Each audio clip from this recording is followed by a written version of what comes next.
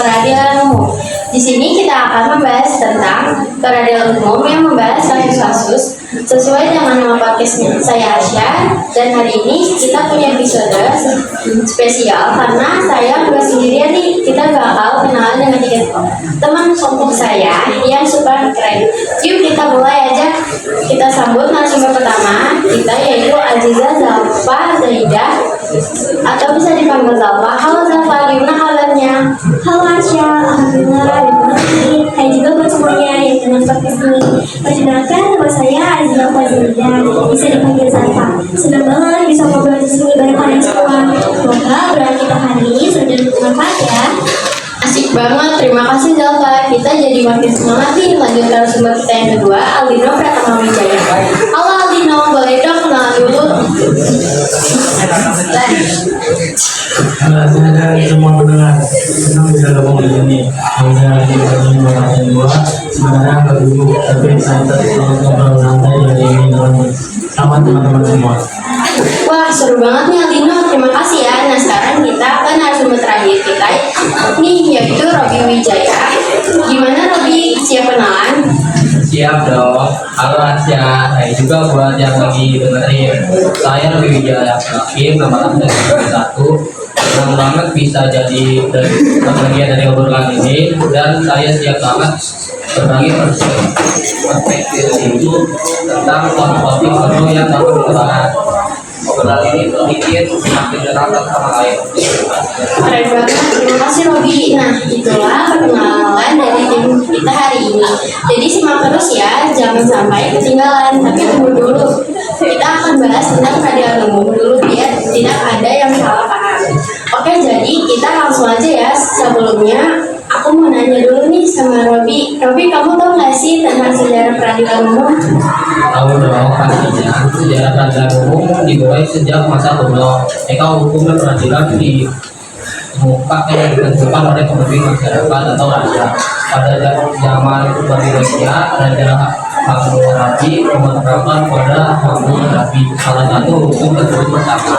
Pada masa kolonial di peradilan di banyak wilayah termasuk Indonesia diatur oleh negara penjajah, misalnya oleh Belanda. Era modern pasca kemerdekaan membawa reformasi peradilan di banyak negara, menjadikan lebih independen dan transparan. Ini peradilan umum telah mengadopsi teknologi dan terus mengalami reformasi untuk memperbaiki akses keadilan dan efisiennya. Wow, keren banget ya, lo bisa tahu tentang sejarahnya gitu. Nah, tadi kan sejarahnya udah yang belum itu pengertiannya. Apakah ada yang tahu pengertiannya? Aku buat sejarah sedikit ya. Jadi peradilan umum itu lembaga peradilan yang menangani perkara-perkara pidana dan perdata yang melibatkan masyarakat umum. Di Indonesia, peradilan umum berada di bawah Mahkamah Agung, mencakup daerah peradilan negeri atau bisa yang disingkat dengan PN di tingkat pertama, dan peradilan tinggi yang bisa disingkat dengan PT. Di tingkat banding, lembaga peradilan itu berfungsi sebagai tempat masyarakat mencari keadilan, khususnya dalam perkara yang menyangkut kasus pidana yang sifatnya individu atau badan hukum. Oke, jadi seperti itu pengertiannya. Oh iya, pastikan teman-teman yang lagi nonton ini masih kurang ngerti tentang peradilan. Jadi kita bahas peradilan umum ini sejelas-jelasnya. Yuk, masih ada yang belum dibahas tentang dasar hukum pendiriannya dan tugas pokok dan fungsinya. Oh iya benar juga. Jadi materi dasar pendirian itu ada 3 UD. Undang-undang dasar yang pertama, Undang-undang dasar 45 pasal 24 mengatur bahwa kekuasaan kehakiman adalah kekuasaan yang merdeka, termasuk peradilan umum di dalamnya.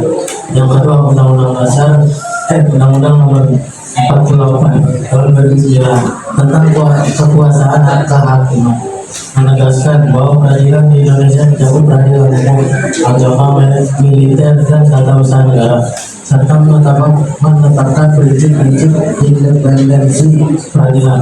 Yang ketiga atau yang terakhir yaitu Undang-Undang Nomor 49 Tahun 2009 tentang peradilan umum, penyediaan aturan lebih rinci tentang fungsi, struktur, dan wewenang peradilan umum di bawah Mahkamah Agung. Dasar hukum udah, lanjut ke tugas pokok dan fungsinya ya. Jadi yang pertama itu ada penegakan hukum, yang kedua menyelesaikan perkara, yang ketiga memberikan perlindungan hukum, yang keempat menerima dan mengelola berkas perkara, yang kelima melaksanakan putusan, yang terakhir yaitu menegakkan kebenaran hukum.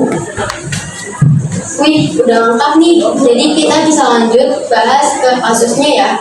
Dengan adanya penjelasan-penjelasan itu, jadi penonton akan semuanya bisa tahu tentang peradilan itu. Jadi teman-teman yang ada di sini dan para pendengar kita akan membahas tentang kasus kematian Vina. Pasti kalian semua udah tahu kan tentang kematian tersebut. Secara berita itu viral banget pada masanya. Oke, nggak usah banyak ngomong. Kita akan lanjut membahas kasus tersebut. Apa sih yang lebih tahu tentang kasus ini? Jadi kasus ini melibatkan pembunuhan atau pelecehan seksual yang terhadap seorang perempuan bernama Vina. Vina itu ditemukan tewas dalam kondisi yang mengenaskan dan melaporkan menunjukkan bahwa ia juga menjadi korban pelecehan seperti itu. Vina itu siapa sih? Mungkin kan di sini atau yang lain masih ada yang belum tahu beliau itu siapa. Jadi mungkin bisa disebut. Vina itu adalah seorang perempuan muda, sementara pelaku pembunuhan dan pelecehan belum ditentukan secara jelas dalam investigasi. Namun beberapa individu yang diduga terlibat dalam kasus ini telah diperiksa oleh pihak kepolisian. Oh, jadi gitu ya, Rok. Memangnya di mana dan kapan bapaknya ditemukan? Vina ditemukan di Proper Pepohonan Cirebon dan tempat penyiaran di depan SMP 2 kali Tanjung yang menjadi lokasi kejadian kejahatan. Kasus ini terjadi pada tahun 2016 dan laporan mengenai kasus ini muncul di media setelah temuan jasad Vina. Wih, ngeri banget ya. Mengapa kasus ini bisa terjadi? Motif dari pembunuhan dan pelecehan masih dalam penyelidikan. Beberapa spekulasi menyebutkan bahwa kasus ini mungkin terkait dengan hubungan pribadi, kriminalitas, atau faktor lain yang perlu diinvestigasi lebih lanjut oleh pihak berwenang. Bagaimana kepolisian mendengar hal ini? Investigasi dilakukan oleh pihak kepolisian yang mengumpulkan bukti-bukti dari lokasi kejadian, melakukan autopsi pada jasad Vina dan memeriksa saksi-saksi. Proses hukum sedang berlangsung untuk mengidentifikasi pelaku dan membawa mereka ke pengadilan. Oh, jadi gitu ya. Tapi aku mau dengar kasus ini dari sisi lain nih. Oke, ini menurut aku ya. Jadi kasusnya Dewi Arsita dan Muhammad Rizky Rudiana atau biasanya dipanggil Eki adalah insiden kekerasan tragis di Cirebon pada tahun 2012. Peristiwa ini melibatkan kejahatan fisik oleh geng motor yang mengakibatkan kematian. Kedua korban dan menjadi salah satu kasus pembunuhan yang paling memungkinkan pada masa itu. Pada 27 Agustus 2019, Vina dan Eki sedang berkeliling Cirebon dengan motor. Lalu tanpa sengaja bertemu dengan kelompok geng motor yang dipimpin oleh Eki yang diduga jatuh hati pada Vina. Saat Eki mengetahui Vina bersama Eki, dia merasa cemburu dan marah karena cintanya ditolak. Diduga Eki kemudian memerintahkan timnya untuk mengejar dan menyerang pasangan itu. Ketika mereka berhasil menghentikan motor, Vina dan Eki, anggotanya mulai melempar batu, menendang, bahkan memukul mereka. Serangan brutal ini berkembang menjadi kekerasan seksual terhadap anak yang disebut mengalami pemerkosaan didampingi oleh beberapa anggota. Setelah kekerasan itu, geng motor mencoba menutupi jejak dengan meninggalkan jasad Vina dan Eki di jalan agar tampak seperti kecelakaan lalu lintas. Awalnya polisi menganggap insiden ini adalah kecelakaan. Namun, kondisi tubuh korban yang mengenaskan menimbulkan kecurigaan, sehingga penyelidikan yang berjalan dilakukan, yang akhirnya mengungkap bahwa kejadian ini adalah pembunuhan berencana. Wih, ini kayaknya lengkap banget deh. Oke, makasih Zelva. Tapi tunggu dulu, di dalam cerita ini pasti ada fakta data dan sumbernya kan?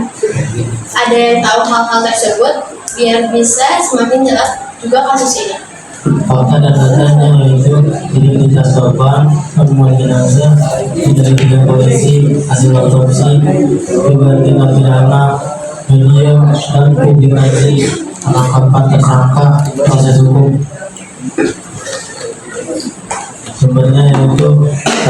Universitas Duta Bangsa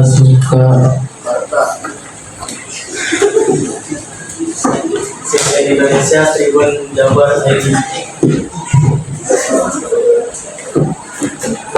Dengan adanya kasus tersebut, pastinya memiliki dampak kan? Apa sih dampaknya?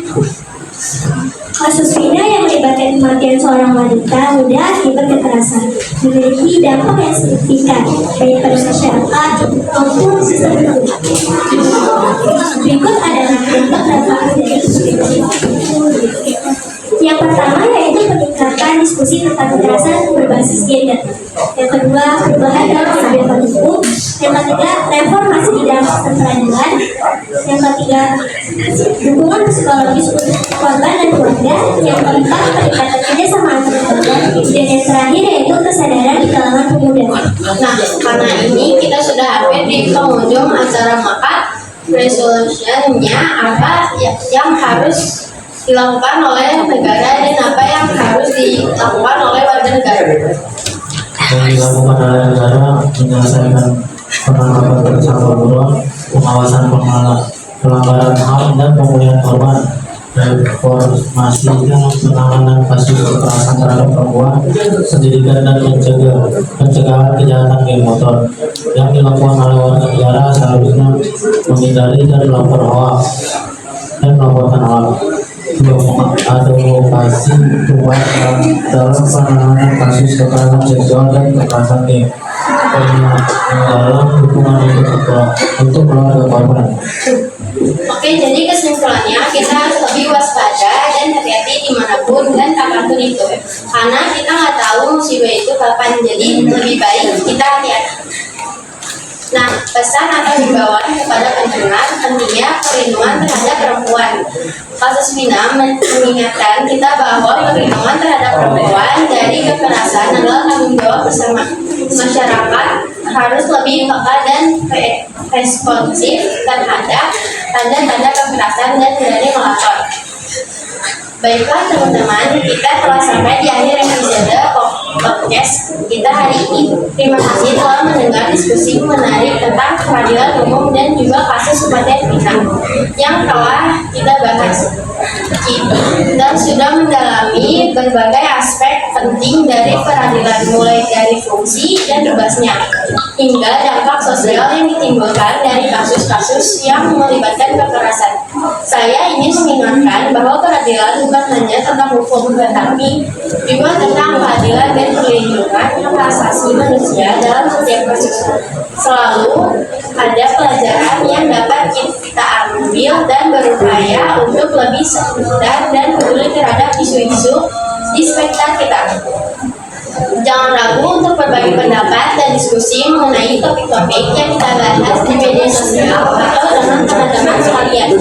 Suara kita penting untuk mendorong perubahan yang lebih baik dalam masyarakat. Sebelum kita tutup, saya ingin mengucapkan terima kasih kepada narasumber kita, Zalfa, Aldino, dan Robi atas wawasan dan perspektif berharga yang telah kalian bagikan. Jika kalian menikmati episode ini, jangan lupa untuk selalu dengarkan dan ikut di podcast kami untuk mendapatkan update mengenai episode berikutnya. Sampai jumpa di episode berikutnya. Dan tetaplah kritis serta peduli terhadap isu-isu di sekeliling kita. Terima kasih.